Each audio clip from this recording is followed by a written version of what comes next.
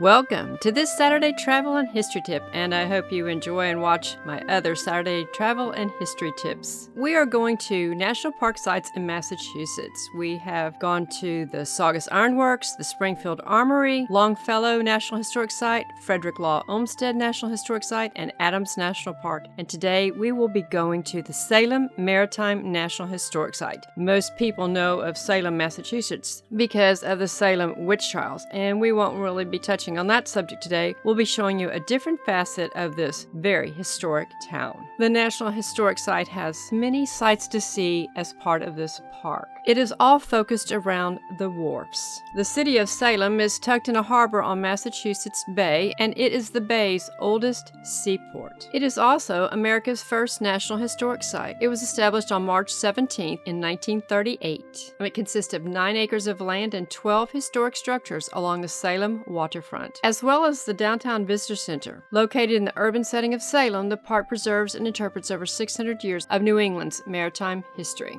The park's wharfs and buildings tell the story of the development of colonial port towns and the importance of world trade to the early economy of the United States and the connection between maritime trade and growing industrialization. As always, you'll need to check the park site for hours of operation and any closures of certain buildings. I see here that the Custom House is closed right now. It wasn't closed, fortunately, when we were visiting there. There are 4 wharves that are part of the park. We walked down 2 of them. Along the side of one of them, you can see the Pedrick Storehouse. The Pedrick Storehouse was originally located on Marblehead Harbor and was built by Marblehead merchant Tom Pedrick in about 1770. It was first used as a storehouse for salt and goods from the codfish trade, with a sail loft on the 2nd floor. Later, during the American Revolution, goods seized by Pedrick's privateers were stored here. As the local maritime economy changed in the 19th and 20th centuries, so did the building's uses. And it's actually quite cool, but the park system took the building apart and moved it here to one of the wharfs. We targeted the tall ship called Friendship of Salem. You can step aboard this replica tall ship to learn about Salem's worldwide connections and life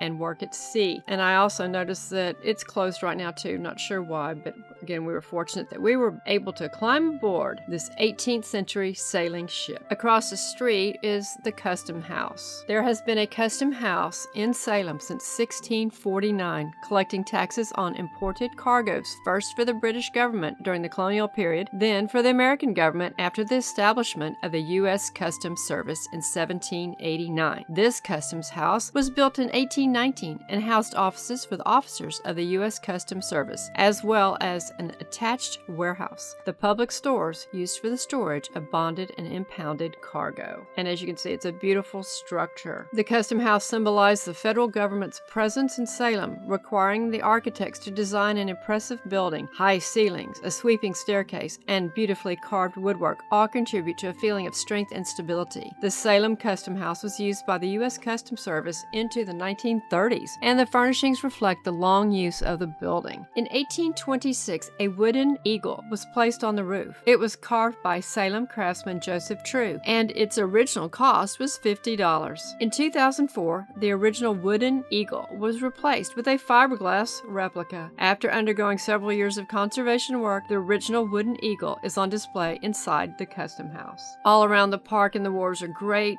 placards put up by the National Park Service, filling you in on all of the history. Today, the U.S. Custom House in Salem contains exhibits on the tools of the Customs Service, the work of the customs inspectors, and the office of Nathaniel Hawthorne, the famous American author, whose 3-year-long stint in the Salem Custom House inspired his classic novel, The Scarlet Letter. And most of you have probably had to read at some point in time in your education, The Scarlet Letter. Derby Wharf. It's now burdened with decayed wooden warehouses and exhibits few or no symptoms of commercial life, except perhaps a bark or brig. Halfway down its melancholy length, Nathaniel Hawthorne, The Custom House, Introduction to the Scarlet Letter, 1850. And another entry, here, before his own wife had greeted him, you may greet the sea-flushed shipmaster, just in port, with his vessel's papers under his arm in a tarnished tin box. By presidential appointment, author Nathaniel Hawthorne served as the Port of Salem's surveyor from 1846 to 1849. It was here that Hawthorne conceived his famous novel, The Scarlet Letter. It was the subject of my meditations for many an hour while pacing to and fro across my room, or traversing with a hundredfold repetition the long extent from the front door of the custom house to the side entrance and back again. It's kind of interesting. And here in Salem is a large statue of Nathaniel Hawthorne. Here is the store where Captain Henry Prince sold goods from all over the world.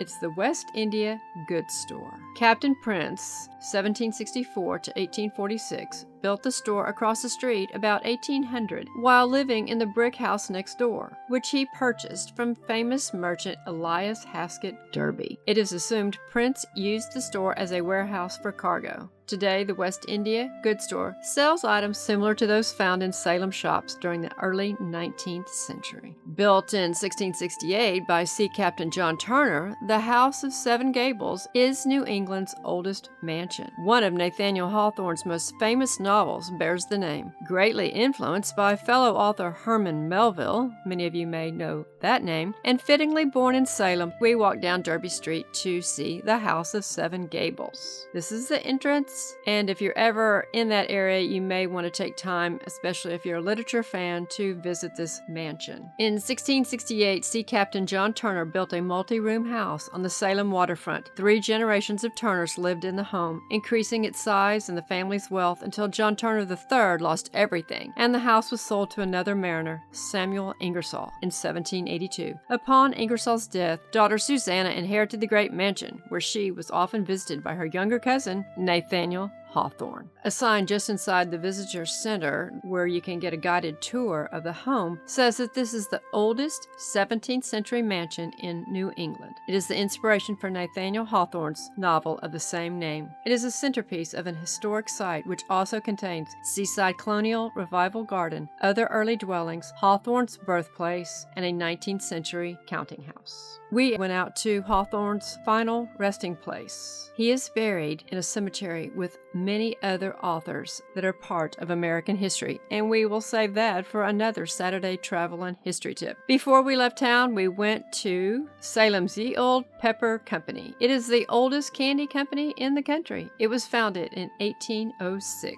Don't forget, send yourself a postcard when you are out at some of these fun places. American history. Learn it. Love it. Appreciate it.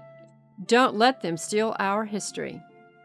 Share our American history. If you appreciate our content, tell others and repost on your social platforms. And I want to encourage you to go to our travel playlist to see other Saturday travel and history tips. Thank you.